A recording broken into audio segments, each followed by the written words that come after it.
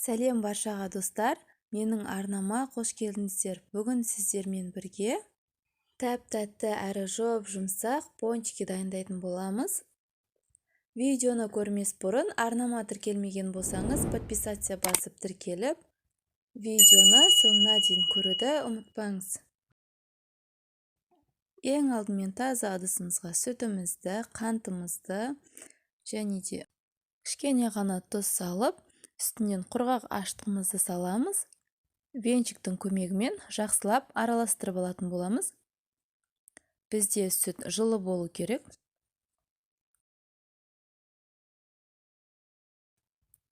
Сармаймызды және бір жұмыртқамызды салып, венчикпен тағы да бір келкі масса болғанша жақсылап араластырамыз. Менде сармай бөлме температурасында болды. Сол үшін ертпедім. Осы массамызға ұнды міндетті түрде елікпен өткізіп салатын боламыз. Елікпен өтсе әдемі болып көтерілетін болады. Мен ұнды 2-3 бөлікке бөліп салдым. Сіздер де дәл солай жасаңыздар, себебі бізде қамырымыз өте жұмсақ болу керек. Толық рецепт астындағы описание бөлімінде болады. Енді біз венчигімізді алып қойып, қолымызбен жақсылап жұмсақ етіп қамыр илеп алатын боламыз.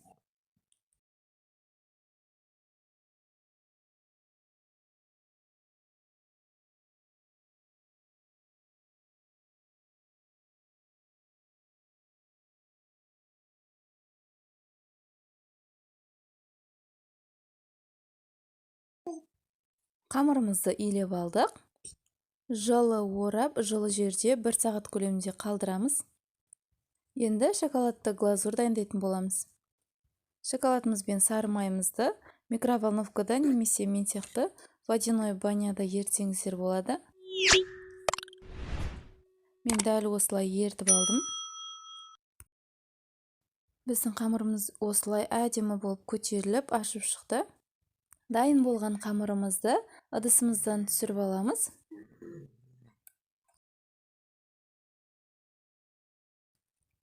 Осы қамырымызды дөңгелек пішінге келтіріп, оқтаудың көмегімен жайып алатын боламыз.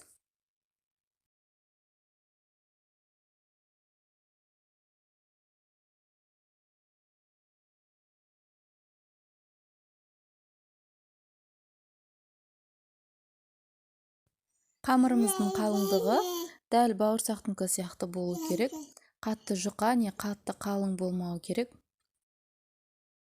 Жайып алған қамырларымызды кез келген дөңгелек формада кесіп алып, ортасын дәл осылай тесіп шығастыр. Қалғандарында дәл осылай кесіп алатын боламыз. Осы уақытта газге майымызды құйып қоятын боламыз. Біз бұны кесіп болғанша майымызда қызып дайын болып тұрады. Міне барлығын дәл осылай кесіп алдық. Осы пончиктерімізді қызып тұрған майда орташа отта пісіріп алатын боламыз.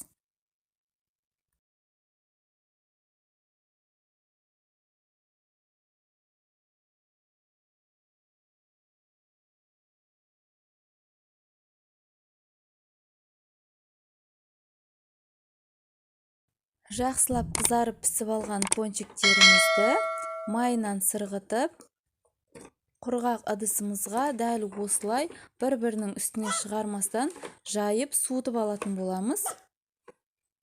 Қалған пончиктерді дәл осылай пісіріп алатын боламыз. Менде пончиктерімнің шоколадты глазурге батырған жерім видеоға түспей қалыпты.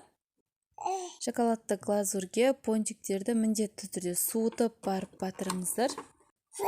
Бетін өз қалауыңызша сәндесеңіз болады. Осымен біздің пончиктеріміз дайын. Видео ұнады деген ойдамын. Сіз де міндетті түрде жасап көріңіз. Каналыма тіркелмеген болсаңыз тіркеліп, лайк басып, пікір қалдыруды ұмытпаңыздар. Дәл осы рецептпен жасап, тапсырыс қабылдасаңыз да болады. Өте әдемі болып шығады. Менде дәл осы рецептпен осылай көп болып пончиктер шықты. Назарларыңызға көп рахмет.